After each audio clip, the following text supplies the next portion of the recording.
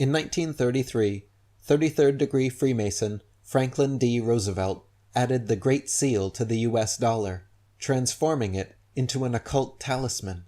The same year, he signed a gold confiscation order and took the US off the gold standard. At a press conference on March 8, 1933, he joked, "As long as nobody asks me whether we are off the gold standard, that's all right, because nobody knows what the gold standard really is." David Icke wrote, "The 33rd degree Freemason and Black Nobility President Franklin Delano Roosevelt had this symbol printed on the dollar bill from 1933. It was a symbol of secret societies in Europe long before anyone heard of the United States, and it is awash with Freemasonic and secret society symbolism going back to the ancient world. Notice the symbology and numerology used on the dollar bill. The most obvious symbol is the Illuminati pyramid, with the hovering, all-seeing eye in the capstone. Opposite this is the All-American Eagle, with a downturned U.S. flag affront its chest. These and many other symbols on the dollar come from the ancient stellar, solar, and lunar cults. Michael Tessarian wrote, "The pyramid is for the stellar cult, as are the various stars that appear on the bill. The golden eagle is for the solar cult. The eagle is the symbol of America because it signifies the constellation in Scorpio called Achaea. Scorpio is the sign of power, money, and wealth, as well as secret knowledge.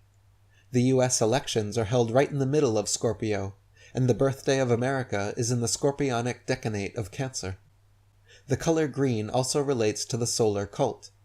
The number 13, which appears frequently on the dollar bill, stands for the lunar cult. There are 13 months in the lunar year. America originally had 13 states. London is made up of 28 boroughs, this being the number of lunar mansions. 13 is also a stellar cult numeral, much used by the Israelites and other Semitic tribes and nations. Then there are the watermarks, or moon letters, for the lunar cults. The double-headed eagle symbol, which came from Babylon and survived through the Scottish Rite of Freemasonry, has been today adopted by America, Mexico, Israel, Germany, France, Chile, Italy, Honduras, and many others." David Icke wrote, "The eagle is a widely used brotherhood symbol, and it can be found on the coats of arms of many countries, including Egypt, Libya, and Iraq. It was a major symbol for Germany, and it appears in the designs of pulpits and lecterns used by the Christian Church. Seals like the one used on the Great Seal of the United States can be traced back to at least 4000 BC in Egypt, Babylon, Assyria, and India. The word money comes from the lunar cults. Early words for the moon were mon and min, giving us mani, printed at a mint. We have a worldwide monarchy that controls the world's money supply. We have finance ministers, prime ministers, and their ministries being controlled by occult elites and societies. Monks perform monthly ceremonies in monasteries. It is interesting to note that the plant mint is green, our money, printed at the mint, is green, and the Isis moon goddess Statue of Liberty is also green. Someone who is ignorant is green. Moon lovers are lunatics. From the French, they are monsters. You can see how the elite esoterically worship the moon, continuing the lunar cult, while exoterically condemning and marginalizing it.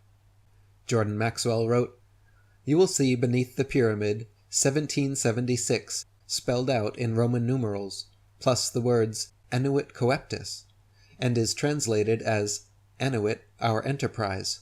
Coeptis is translated to mean crowned with success, or is crowned with success. Therefore, Annuit Coeptis is our enterprise, which is now a success." Then, in order to find out what enterprise was a success, read on the $1 bill at the bottom of the pyramid, Novos Ordo Seclorum, which translates as the New Order of the World, the New World Order. The Latin translation of Annuit Coeptis Novos Ordo Seclorum is, "Our New World Order is crowned with success." The other Latin phrase, E Pluribus Unum, means one out of many, order out of chaos, the Hegelian dialectic, the problem-reaction-solution paradigm used by the elites to drive world events, opinions, and policies. There are 13 letters in Annuit Coeptis, and 13 letters in E Pluribus Unum. The dollar encodes the number 13 repeatedly. There are 13 stars above the eagle's head, 13 steps on the pyramid, 13 vertical bars on the shield, 13 horizontal stripes at the top of the shield, 13 leaves on the olive branch, 13 arrows, 13 fruits, and 13 numbers. If you draw a 6-sided Star of David hexagram around the pyramid on the back of the dollar, 5 of the 6 corners will point to letters ASMON, or when you rearrange them, MASON. Jordan Maxwell wrote, "You will find on the dollar bill the eagle, which comes from the ancient concept of the phoenix and has 13 stars above it.